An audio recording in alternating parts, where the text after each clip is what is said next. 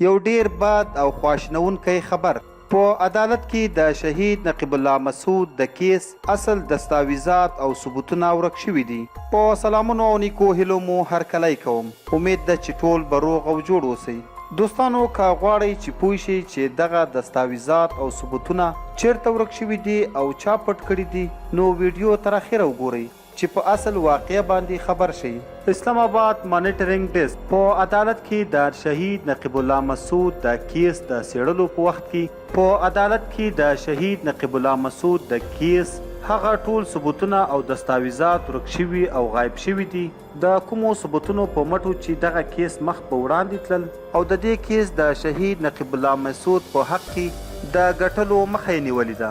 د تفصیلاتو مطابق د انسداد دهشتګردي په عدالت کې د پیشي په دوران کې کله چې ملزمان پخوانی ایس پی را انور او ډي ایس پی قمر په شمول نور ملزمان هم په عدالت کې د جج مخې ته پیش شول نو د شهید نقیب الله مسعود د کیس وکیل د کیس اصل ورق یې نه درلودې بلکې د کیس فوټوکاپي ورق یې د جج سره جمع کړې. لیکن په ځواب کې قاضي وویل چې دا خو فوټوکاپي دي، د کیس اصل پاڼې چیرته دي او دا د کیس په څېړنو کې د قبول وړ نه دي.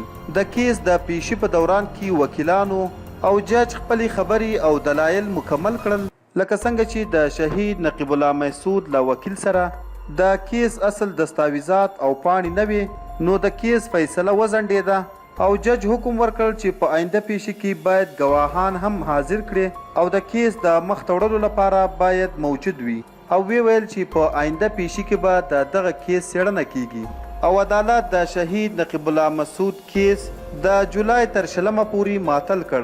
دوستانو دا وه زموږ نننۍ ویډیو چې د شهید نقیب الله مسعود د کیس د پیشي په اړه وه. دوستانو د ثبوتونو د ورکېدلو او یا هم د کیس په اړه که څه ویل لرئ نو موږ سره یې په کمنټ کې شریک کړئ او د نورو داسې تازه او معلوماتي ویډیوګانو دپاره پښتون ټایم چینل همدا اوس سبسکرایب کړئ.